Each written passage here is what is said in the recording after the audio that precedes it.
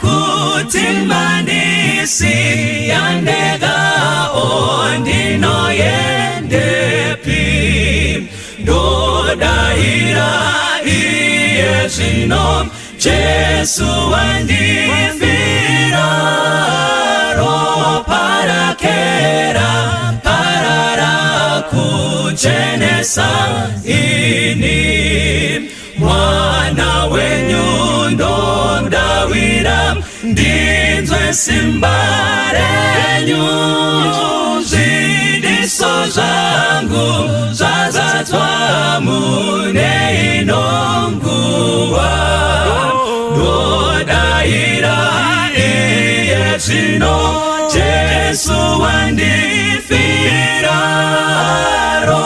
parakera parara kuchenesa ini mubambiwe rudawiro notarisa imwindo kashira chipo chenyu ndiponeswe nacho ndodaira iyezino Jesu wandifira parakera parara kuchenesa ini ndodaira iyezino Jesu wandifira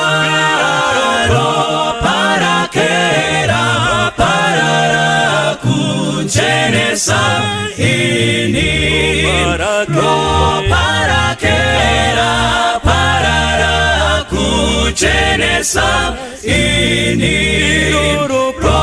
parakera parara kuchenesa ini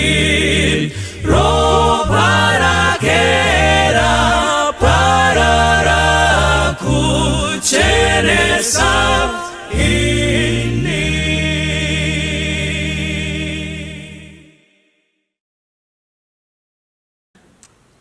Raiva gore ra 1974 munyika yeZaire kurwa kwaiitika pakati pevarume vairi. Fight iyi yanga yatopiwa zita yanzi Rumble in the Jungle. Now varume two vairwa, umwe wacho ainzi George Foreman, umwe wacho aiva Muhammad Ali. Saka pa fight iyi Muhammad Ali arwa na George Foreman. George Foreman was also a heavyweight champion. Saka arwa Muhammad Ali ane tactic yaanotanga. Tactic yaakaita pama rounds acho ese akangosumudza maoko ake ndokuvhara kumeso. Saka George Foreman paikanda zvibhakera, Muhammad Ali akadududza ndokuyenda ndokuzembera tambo dzering. Throughout the fights, Muhammad Ali preserved his power and strength. Akangovhara kumeso. George Foreman aka-expenda all his power achikanda ma-fights, but Muhammad Ali just made sure he was blocking his face. But in the last round, Muhammad Ali unleashed all his power. And guess what? He won the fight. Now, tactic yake yakapuwa zita ndobva yanzi rope a dope. Ditendere itipinde mu Bible tiripana 2 Samuel chapter 15 verse ya 1 kusvika pana 6. Zvino shure kwaizvozvo Absalom akazvigadzirira ngoro namabhiza navarume vana 50 kuti vamhanye mberi pake. Absalom waimuka mangwanani akandomira parutivi rwenzira pasuo. Zvino kana kuchinge kuine munhu wakanga ouya kuna mambo kuzotambirwa mhosva yake, Absalom aimudana oti, uri weguta ripi? Kana akati muranda wenyu unobva kuno rumwe rwamarudzi aIsraeri, Absalom waimuti kwaari, tarira, mashoko ako akanaka, akarurama hawo, asi hakuna munhu wakatumwa namambo kuzokunzwa. Uye Absalom aitiwo, dai ini ndichiitwa mutongi panyika, kuti ani nani anenge aine mhaka kana shoko auya kwandiri, ini ndinomururamisira. Zvino kana ani nani akaswedera kuzopfugama pamberi pake, iye waitambanudza ruoko rwake achimubata omutsoda. Asi Absalomu waiita nomutoo uyu navaIsraeri vose vaiuya kuna mambo kuzotambirwa mhosva dzavo. Naizvozvo Absalomu akanyengera mwoyo yavanhu vaIsraeri kuti imude. Mari anogara achikomborera kuverengwa kweshoko rake. Titenderei tishandise musoro wenyaya unoti kudududza kwomukuru. Katinamatei. Mwari vari kumusoro kudenga. Shoko renyu raraurwa. Chitaurayo kwatiri ndiJesu tanamata. Amen. Amen. Mukadzoka kuchapter 14 kubva pavhesi ya 25. Now ndinoda kuti munzwe description inopiwa kuna Absalom. Bible rinoti all throughout Israel no one was handsome as Absalom. So highly praised from the sole of his foot to the crown of his head. There wasn't a single thing wrong about him. Whenever he cut his hair, he cut it at the end of the year because it grew so thick and long, which is why he cut it. His hair weighed 2.28 kgs. So Absalom was handsome. 2, apana chipomerwa chaaiwanirwa paari.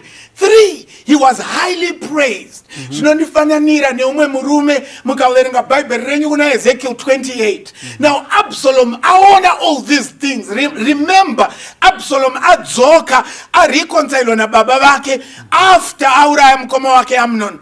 Now Absalom akatarisa kutonga kwa baba vake ndobva azemena ndokuona loopholes. Aona loophole raakawana nderipi. He found the loophole of so many injustices. All right. Now Absalom akatoti perhaps I was justified. Baba vangu vanoti kana vachitamba mhaka vanonyarara when it comes to certain issues. Nasi kune vatungamiriri, kune vanotonga kumakereke kumabasa, kune vanoti vakatarisa mhaka havaitambi kwazvo, vanotarisa dzimwe dzacho vodzinyarara, dzimwe dzacho voita sevasina kunzwa. Now Absalom atarisa kutonga kwa baba vake, awana loophole, anoti rega ndikave gap iri. How does he do that? Zvikanzi akaenda ndokunogara pasuo reguta. Now aimirira. Remember, David is a civil king, but kuna muprista Zadok anoshanda nekutamba mhaka dziri religious. Takambotaura tikati the state or the civil authority will deal with civil issues, normal crimes, yet the church will deal with sin. Saka Absalom chakanogara pagedhi aiuya nema-civil issues kuna mambo. Absalom aingovhunza zvikanzi wabva kupi? Kana ari weIsraeri, Absalom aiti teerera ka, nyaya yako iri very valid, and manzwa here how he would greet them. Aitambanudza ruoko, omuhaga, omukisa. And remember, this is the most handsome man in Israel. Mwe chirungu chandofarira chinoti the highway to a man's heart is empathy. All right. Ukangoradza munhu kuti wamunzwisisa, wamuunderstanda, wawana nzira yekuenda kumwoyo yake. And Absalom practiced this and he found his way to Israel's heart. And aingoti mhaka yakoka iri valid, but chinzwa ka mukati umu baba vangu havagoni kutonga mhaka. Dai ndandirine mira timbofunda apa mbichana. All right. Now David paari kutonga mhaka massive issues. Takati rap haitongwi kuchechi, rap inotongwa nestate mungosungwa.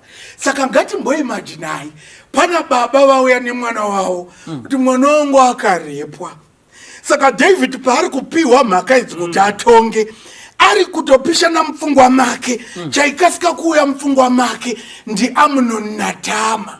Saka kuti David anyatsoyananisa nyaya iyi zvaimuremera kuti uti iwe uri wrong wakarepa 17 years, apiwa 17 years aiti but mambo imimi first born yenyu imimi yakatorepa Tama, makadina Amnon. Saka aiguma angoti mira itimboona umwe akauya akati mambo I have a murder case, ndaurayirwa mwana wangu. David ari kufunga kuti opa mutongo upi mupfungwa make maikasika kuya Absalom kuti but Absalom akauraya Amnon and nothing was done. Saka zvaimuremera umwe akauya aine case yake yecorruption kuti inini ndakavharwa mari yangu. David asati afunga mutongo iye aifunga kuti pane imwe nhambo ndakakorrupta ndikabribe masoja kuti Uriah pamunomuona apa front imimi pull back. Saka zvaimuremera kuti atonge pane imwe nhambo. Umwe akauya akati uyu akadhakisa mukadzi wangu amudhakisa ndokuvharara naye. David asati atonga mumusoro make maikasika kuuya kuti but nemiwo mambo makadhakisa Uriah mukamudhakisa akarara pamusiwo. Saka zvaimuremera kuti apase rutongo pane imwe nhambo. David aiti akafunga kuti ayananise mhuri aikasika kufunga kuti but mhuri yangu yacho itori in disarray. Saka Absalom akaona this loophole. Awana loophole akati ndo pandichamaximize napo. Bible pane imwe nhambo inoti your sins surely will find you out. And it made him difficult, and he was in a difficult position kuti atonge. Now Absalom aona my injustices akacapitalize, and manzwere kuti akacapitalize say aiti kana munhu akauya obva ati dai ndirini. Terera the subtlety. Dai ndirini. Unoziva kuti statement iroro riri innocent but riri so guilty. Kuna varume nhasi vanoti vakaona imwe mhuri iri kufara vanopota vachiperekedzana kubus stop but kuri kunaya obva aona mudzimai uyo aburutswa lift anoti dai ndirini murume wako ndaisakusiya uchifamba netsoka ndaikuhaira taxi but anyway chipinda ide kupay lift. It sounds so innocent but it's so guilty because inodyara thought ye character assassination. Zvamune mataura muri kuti murume wenyu is worthless kana achikusiya muchifamba netsoka. He doesn't care about you. Dai ndirini. Saka Absalom ari kuti pauri kuenda mhaka yako is valid. Irepu kai wakareperwa mwana but kwauri kuenda hakuna anokunzwa because baba wacho mambo vatori nemwana akarepwa. He did nothing. Dai ndirini. And Israel yese yaibvatereretiwa mfana ane point. And guess what? Kune vanhu vanokwira kuenda kuma heights vachishandisa character assassination. Absalom was using the same character assassination, misrepresentation of one's character. And guess what? After I provided empathy and sympathy, Israel was won over. Absalom yatopera because mukangonyatsoteerera mukandiita inini ndikava mambo dai ndandi kungoti handisi mambo kana makanzwa kalanguage kazara ende mazuva anoti semaonero angu ameno kana ndiri kukanganisa atotaura akuzongopfekedza bhachi ndo exactly zviri kuitwa naAbsalom. Zvikanzi kungoti ina handisi mambo but dai ndandirini kesi yako iyi uyo akuparira mhaka ndaiitamba so wasanokupa munhu the favorable answer yaari kuda but wozoti kungoti handisi mambo but watodyara maari a thought yekuti I should make him king. And guess what? Dr. You are riding the scales of success, which is character assassination, misrepresentation of one's character. Wakafanana na Absalom. And guess what? Ashandisa all this Bible rise up a chain. She can see he won Israel over. But I don't pay papa. It's conversive in Gudanoitasi. Tadzidza pamsoro pa Absalom.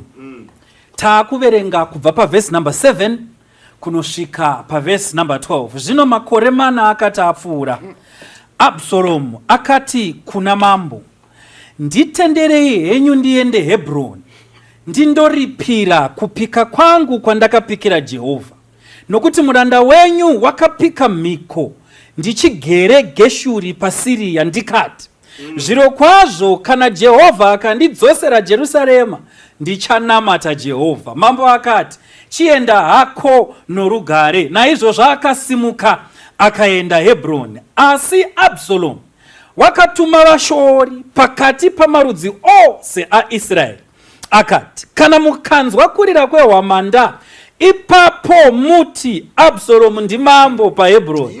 Zvino Absalomu akaperekedzwa navarume vana 200 veJerusarema vakanga vakokwa. Ivo vakaenda havo vakafara vasingazivi chinhu. Absalomu akatuma munhu kundodana Ahitoferi muGironi, gurukota raDhavhidhi paguta rake reGiro, panguva yakanga achibayira zvibayiro. Kurangana uku kukava nesimba nokuti vanhu vakaramba vachiwanda kuna Absalomu. Musoro wenyaya uri kuti kudududza KweMukuru.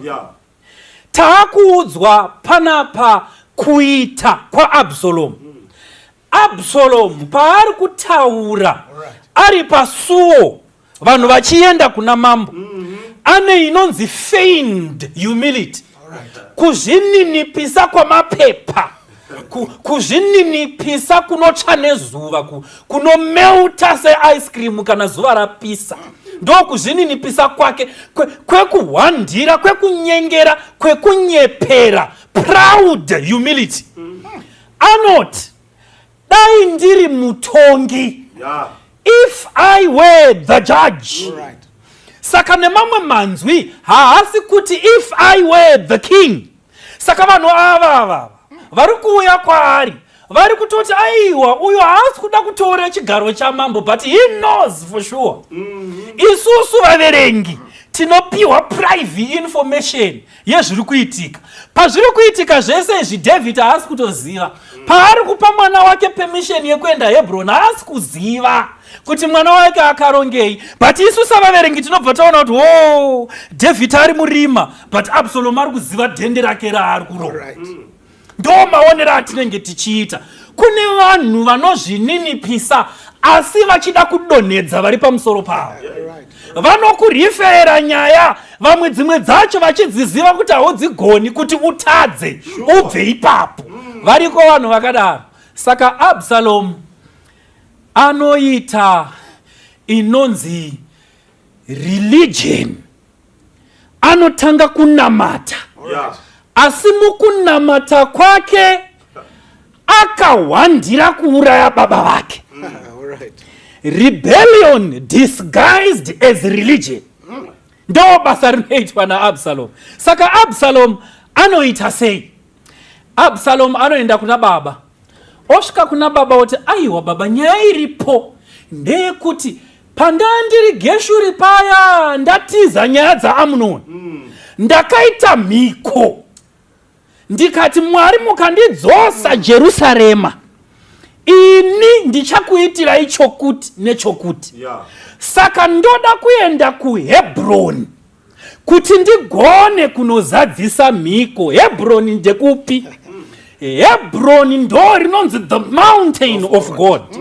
Sinai dzakatarisana. So Samsoni paanosenga magedhe eguta anonomasiya akatarisana neHebroni, angaotosvika paSinai. Saka it was one of the holy cities of Israel.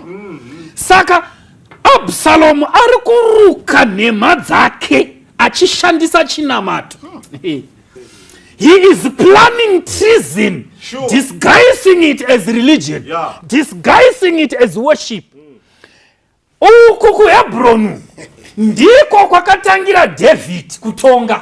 His first 7 years of reigning akararama ari muHebroni.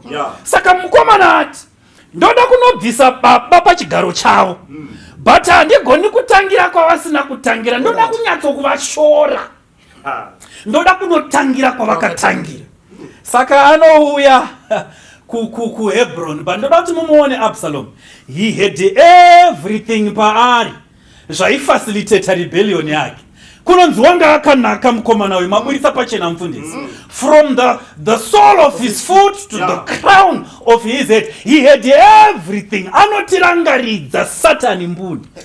Chinoita kuti Satani amukire Mwari, it's because he had everything. He was resourced enough to rebel. Aiva anazvo. Satani anototaura oti ndoda kugara pachigaro icho. Alright. Ndozviri kutaura Absalom. Saka mweya uri kusunda Absalom iko zvino mweya wechindini, mweya wekusada kuzvininipisa, mweya wekuda kutora zvaasina kunzi ndezvake. Ndo mweya wakabata Absalom. Saka Absalom, he was the sum total of beauty. Vanhu kana vakamutarisa so, he was created like that. But kusikwa saizvozvo kwaifanira kuita kuti akudze musiki. Nyangwe naSatani mbuni masikirwo akanga aitwa ari the covering cherub. He was supposed to praise the creator, but akashandisa zvaakapuwa nemusiki kutuka musiki. Ndo chirwere chavazhinji nhasi. Zvatinopiwa nemusiki tinozvishandisa kumutuka. Wapiwawo mota nhasi naMwari ndo yaunoshandisa kuita mishenengene uchitorera vanhu mari dzavo. Kutuka musiki nezvaakakupa. Saka Bhaibheri shoko raMwari rinotaura kuti Absalom, he is appearing spiritual kuna David, but planning the death of the king. He is appearing religious kuna David, but planning the death of the king. Dzidzai chinhu ichi vana vaMwari, tararama munyika izere kunyengera. Vanhu vazhinji vaona kuti if I am to gain the favor of other people, I must appear religious. I must appear spiritual. Nyangwe ndine zvimwe zvandinoita ndichishanda in cahoots with the other uncouth things, ndinofanira kuappear religious. If I do that, I will win the favor. Do you know kuti pane vanhu vanonyora pamaCV kuti Christianity asingazivi mukova wechechi? Variko, they appear spiritual kuti vagone kuwana zvavanoda kuwana. Ndo zviri kuita Absalom. Tararama munyika yazara vanhu vaita mari namachechi. Kunamata hakuchadi kunamata kwakasendekwa pfungwa. Uchingonamata nemoyo chete. Mwari anoti, come now, let us reason together. God wants a congregation of thinkers. Vanhu vanofunga, vasingangounganidzwi, vachiudzwa nhema, voti Jesu Jesu, vachinyora manotsi ezvunhu zvema-ID number, zvisina zvazvinobatsira. Vanhu, they have planned treason on the throne of God by appearing spiritual. Vari kuzama kubvisa zvidhina pachigaro chaMwari. Zvavanongoita, vanotsvaga simba rekuita minana. Vanozviziva kuti muAfrica tikaita minana hapana anoda nhamo. If we claim kupedza nhamo dzevanhu, we will win their favor. Mastadium ari kuzara, machurch ari kuzara, ari kuzadzwa nei navanhu who are appearing religious but planning treason on the throne of God. Vatsvaga kuwisa hurumende yaMwari, vatsvaga kubvisa chokwadi pachigaro chacho, vatsvaga kurwisana nedzidziso iri mukati meshoko raMwari. Vazhinji vedu taenda kunotsvaga minana kuvanhu vanozviti vanhu vaMwari, asi they are just appearing religious yet planning treason on the church of God. Vazhinji vavo, they are planning the death of the very members who are feeding their stomachs. Do zvazara munyika. Ukauya mukati mechechi chaimo, kune vari kuuya with a great charm and charisma. They are eloquent, they are beautiful, and kana vorongedza mashoko avo vanomarongedza zvakanaka zvekuti unogona kufunga kuti ichokwadi icho chisiri. Vasimuka, appearing religious but destroying the truth of God. Ndo saka Pauro akazotaura kuna vaKorinde vekutanga chapter 11 akati vadzidzisi venhema vanofanira kutowanikwa pakati penyu. Dzidziso dzenhema dzichauya, asi dziri kuwirei kuti zvionekwe kuti vanoteerera Mwari ndavapi. Saka dzidziso dzenhema dzichasimuka, but vanhu ava pavari kuuya nadzo vari kuita rebellion in the guise of religion. Tinomukira Mwari takawanda mukunamata, tinoita madhiri tichisaina kuti tiri vechechi, asi tichitora mari dzisiri dzedu. Ndo pafira chiKristu zuva ranhasi. Chechi yaMwari has been corrupted by charismatic speakers vanotsvaga kuita rebellion but iri treason in the guise of worship. Saka zvivi zvaAbsalom anozviputira nemucheka wekunamata, obva aita munhu wechechi asi zvivi zvake zvirimo mukati mechechi. Ukadzidza strategy yakashandiswa nemaGreeks pavakatora the city of Troy. Vakaona kuti tatadza kupinda 10 years vakakomba guta, but there were enough supplies in the city. Hapana akada kubuda. Vakaona kuti we are failing. Ndobva vagadzira chibhiza chihombe, vakaisa masoja mukati vakamavharira. Vakati present yenyu mambo. Mambo vakavhura masuo. Mambo vakapinza present usiku. Masoja akatanga kubuda one and that is how the city of Troy fell. Ndo zviri kuita Absalom. Paari kunooneka baba vake ari kudzvara maspies in all the cities of Jerusalem. Obva aenda hake kuHebron, omirira kurira kweHwamanda, oda kutonga achibva ikoko, achipinda muguta guru. Inzwai vana vaMwari, tararama munyika yekuti Mwari haachatsvagi kuti timunamate nemoyo chete. Vanoverenga vari kudiwa, vanonzwisisa chokwadi vari kudiwa. People who will rise and defend the cause of truth. Vazhinji vachiuya vachidzidzisa nhema dzavo. You need to understand that the foundations of the Lord standeth sure, having this seal. The Lord knows those who are his, and let everyone who calls on the name of the Lord depart from iniquity. Mwari unoziva vake pamusoro penheyo. Mwari wakaisa chisimbiso.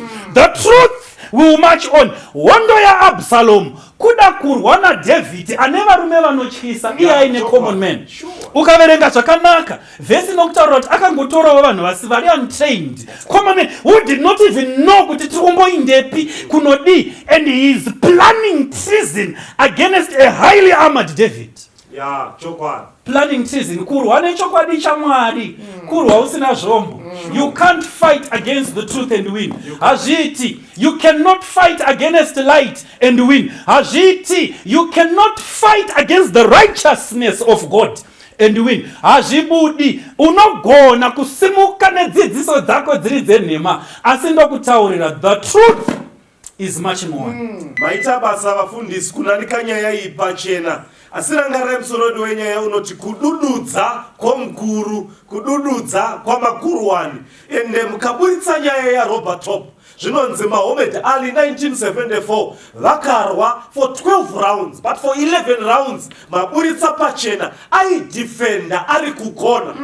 But when it comes to the final round, Muhammad Ali moved from the corner to the center. Achiterera signal ya coach wake. Anongosimudza one punch. Only one punch sent Foreman to retirement. With only one punch, he retreated for 11 rounds, but he came for the final round. When the spectator seemed that was his weakest moment, but he was generating for the last mile. David and his army, vanotiza Jerusalem. Who was David? The mighty soldier. He was equated to Napoleon in history. He was 1 to 1,000 men. A mighty soldier. Only with his top 3 soldiers, the 3 musketeers, the top 30 varume, with the 600,000 soldiers. But vanotiza musha, komatize mukuru, with the mighty commando soldiers running away from Jerusalem. But David, in humility and sorrow, he passed the gates of Jerusalem.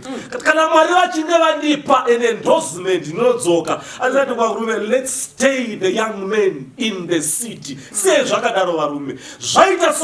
David warasika wakundwa pataiwa kwaile kudududza KweMukuru akatarira his army akati nyika inotsakatika. There will be great conflagration. Moto unobvira muguta, misha ikaparara, in the innocent vakaparara, nyika inotsakatika. But for the sake of peace, let me retreat. That's why top 3 are David. Only top 3, it's not about the top 3. Top 3 are David. Anotaka kombwa pababa. I never remember 3. Anongot nashua mvura yepa Bethlehem. This was not a command. It was just but a wish. Kwa iwe kushua kwa David. But hanzi varume vatatu vano approach the frontiers. Garrison la varume legions of the Philistine army. They pushed them backwards. Army not Kudududza ya Philistia. Varume vachiuya 3 musketeers. Only 3 soldiers. Vanosvika pamvura. They pushed the enemy. Vakati hatina kuya kunonzi operation kuzowina hondo. We are coming to operation mambo noda mvura. Voteka mvura vari vaviri. Vodzoka vari vatatu. Wanakabata mukombo wemvura. Vaviri vachirwisa vachiti mambo unofanira kusatisfya thirst kubva pachitubu chepaBethlehem. David achiona mvura vakomana vachiuya ropa rakazara, anoti varume iyi imvura yeropa, anoiteurira pasi as an offering for God. Kuti varume idzi imhare dzavarume, men who were ready to die for mukoma David. Such an army ya David, top 3 yavaruma. No varume vakanokomba gomo reJebusites. VaJebusites vokoma tanhatu kumatanhatu. Ende vanototi kuna David, hatirwi newe David, tinotumira the crippled army first. Inokumisa. Ande panga pakaoma, even David anoti anogona kurwa will be the army commander. Okona poneswa prize. Panochikisa. Even Joab, the akawina hondo, he did not won the army generalship by merit kutangari mzukuru aiwa. He demonstrated courage and resilience yemurume. Zonzi imbwa za David top 3 vakatenderera gomo, so vachitarisa strategy. Ndopaona pari kutubuka mvura vanotaura vanoti gomo iranga riri limestone raita zvekutsemukira, vanoona gata. These were think tanks, the Jebusites. Varume vanopinda nemuseve vari vatatu. Voti kuna David, ukaona tasimudza mureza waJudha padenga, tapedza basa. Only 3 men. Vanosenerera negata vachienda. 3 musketeers, or not only 4, 3 men vanopinda. Kunorwiwa chinochuka. David anoona bhana rasimunzwa varadza hondo taita basa taita sei, basa tapedza. Yaive tsika ya David, army ya David. Aive netop 3 yavarume yainzi Joab, Abishai naBenaya. Varume vanga vasiri vekutamba nava naAsayo, vanga vasiri vekutamba navaruma.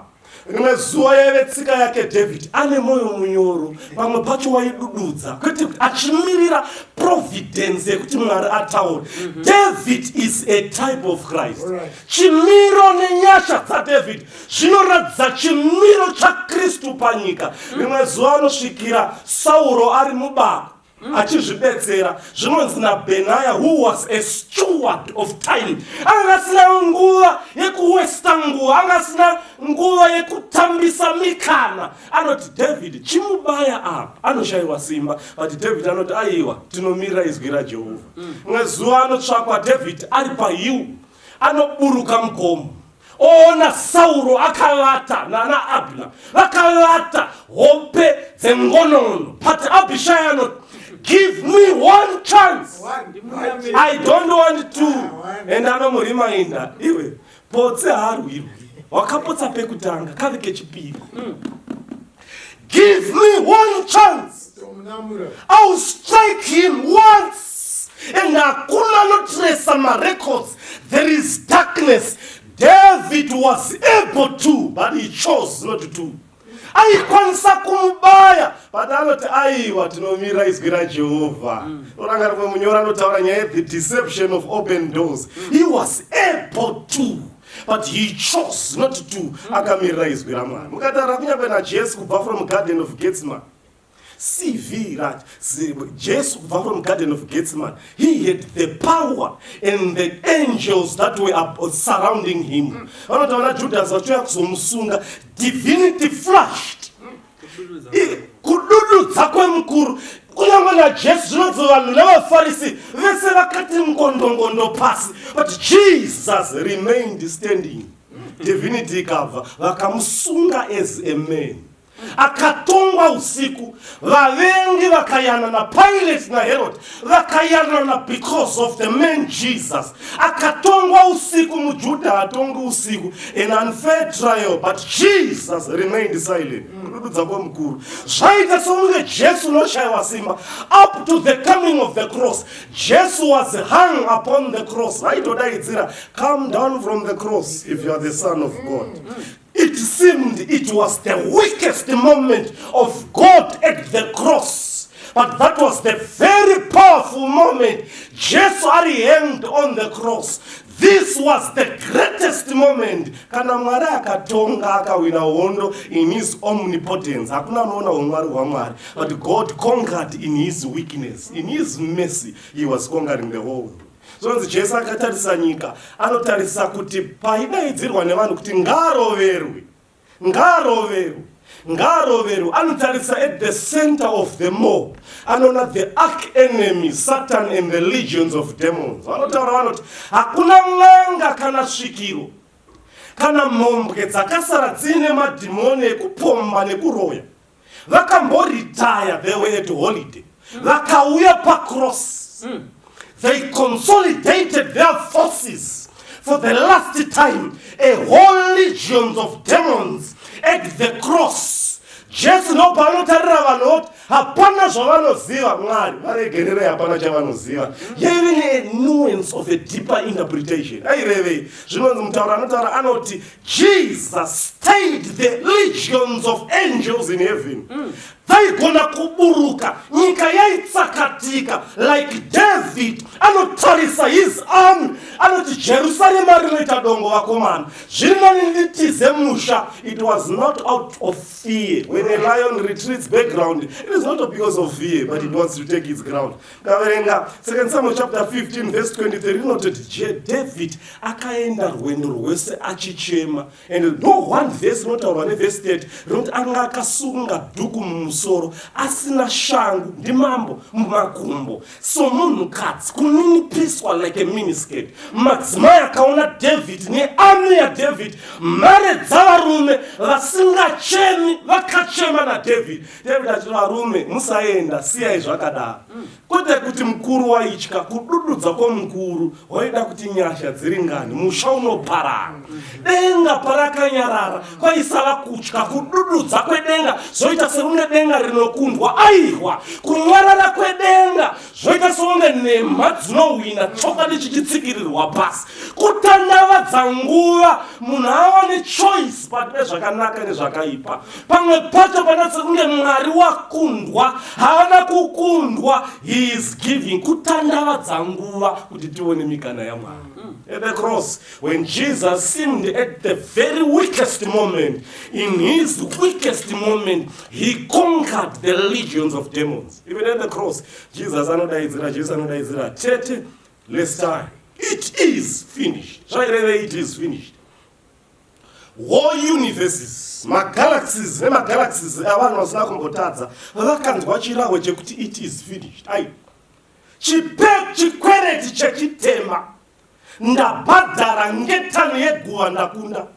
Even na Lucifer wakazvinzwa kuti Mwari wahwina. Tetelestai, it is finished. He conquered in his weakness at the cross. When the world seemed God was being defeated, Mwari nobody winner. Stayed the angels. Akararama, so munhu akakurira chitema in human flesh, setting an example. Akamuka early Sunday in the morning, akati ndini Alpha na Omega. Why? Because he conquered. Kudududza KweMukuru, Mwari vanita sevasipo mukati mamwe matambudziko. So ita sekunge simba raMwari ishoma. Aiwa, God used mercy and justice in his ways. Mwari hava demonstrate omnipotence in his ways. Vanotendera freedom of extent in choices. Vanotandavadza nguva kumunhu, vamwe vachitota zvekumhura nekugofa Mwari. Infidels, sekunge Mwari unoshayiwa simba. But there is a last mile that God will win and step in. Pane nguva yekuti Mwari vaita sevanohwiniwa, vanokundiwa, but the last mile, like Robert Hope technique, he will come to the center. Even karavatendera vaMwari vanogona kushayiwa simba as if they are pushed to the corner like David. But pane nguva yavachamuva from the corner and come to the center and claim the power, the dunamis and the exousia of God, they will push the demons to the frontiers and the corner and win the arguments of the great controversy. Varipo vari mumatambudziko nhasi, unoshayiwa basa. Vamwe vanototi anonamata Mwari upiko. Aiwa, handi kudududza kwaMwari vari kutandavadza kuti umuona. Varipo vane mamarriages ari broken. Varipo vaka-assassinatwa macharacters, vakatodonedzwa pamapositions. Mirira tsoro yaMwari, vari kutoti bhobho, pane Mwari zvaurida kukudzidzisa. Kutombobuda kwaDhavhidhi achienda kunzi pane zvaida kutorongwa, itsoro dzaMwari dziri kurongwa, ibhobho pane zvichaitwa naMwari, kutovava kwemarriage, kutofirwa iwe zvinotogona kutoitika. NemuKristu anotorwarawo saJobho, pane zviri kuitwa naMwari, mhedzisiro yacho haiperi yakadaro. Mwari anoonekwa pakupedzesera kuvanhu vane ukama naye, unohwina hondo yake. Mukudududza kwaMwari zvinoita sekunge in his defeat he wins the war. Mukunge akananikwa pacross ndopa akawina. We win our wars kneeling, in our kneeling, mukudonha nekupfugama tichishayiwa simba, that's where we win. Mukusarenda ndo matinowina hondo. This is a spiritual war. Patinoshayiwa simba, that's where we are strong. Pane randakoka Jesu mukati muupenyu hwake kuti mukudududza kwomukuru, in mercy God conquers, in weakness mukushayiwa simba Mwari ndo paanowina. Vana Daniel vachienda kuBabylon in captivity, that's where they win. Patinoshayiwa simba, that's where we win the war. Wakatoomerwa namatambudziko, kumonerwa ikoko zvinoshura deliverance. Saka toda kunamata newe. Kana aripo ngatiwane nguva yekunamata. Atinamatei Mwari vari kumusoro kudenga. Tendwai, rumbidzwai nokuti nyasha dzenyu dzinogara nokusingaperi. Soko renyu raisa pachena. Kudududza kwenyu hakusi kushayiwa simba, asi kudududza kwenyu kuti wanisa mukana umwe wokuti tisevere padhuze nekuponeswa. Chitarisaiwo Mwari, vazhinji vedu takapumuka tikaenda kure. Mwari tidzorewo zvakare tipinde mudanga. Tatenda Mwari nokuti imi mataura kwatiri. Vazhinji takapanduka tikapinda mune zvakasiyana siyana, asi nhasi tafara kuziva kuti imi Mwari makadududza kuri kutandavadza nyasha dzenyu nengoni. Ngoni dzenyu nenyasha dzenyu dzinogara nokusingaperi Mwari, dzigare dzichitifudza mazuva edu ose. Zvikuru sei zvitifambise munzira dzokururama, kuitira kuti tsuri paicharira denga richipatsanurana, tigomira munzvimbo dzedu nekusatya, toti uyu ndiye Jehovha watatakamirira, motitora toenda kumusha. Tanamata kwete nomuzita romunhu Mwari, asi muzita rega ramakapa kumunhu kuti akadanana ranoponeswa, zita riri raJesu. Anotenda wose ngati amen. Life is easy when you're up on the mountain. You got peace of mind like you never known. But things change when you're down in the valley.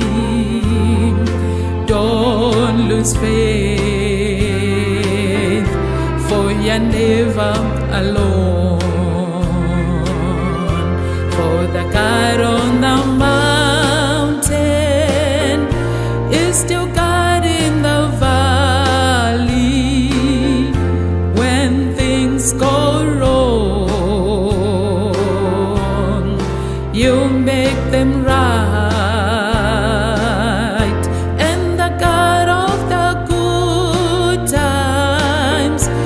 Still God in the bad times, the God of the day is still God in the night. You talk of faith when you're up on the mountain. comes so easy when life's at its best. Now he's down in the valley of trials and temptation. That's where your faith is really put to the test. For the God on the mountain is still God in the valley. When things go wrong, He'll make them right. For the God of the good times is still God in the bad times. The God of the day is still God in the night.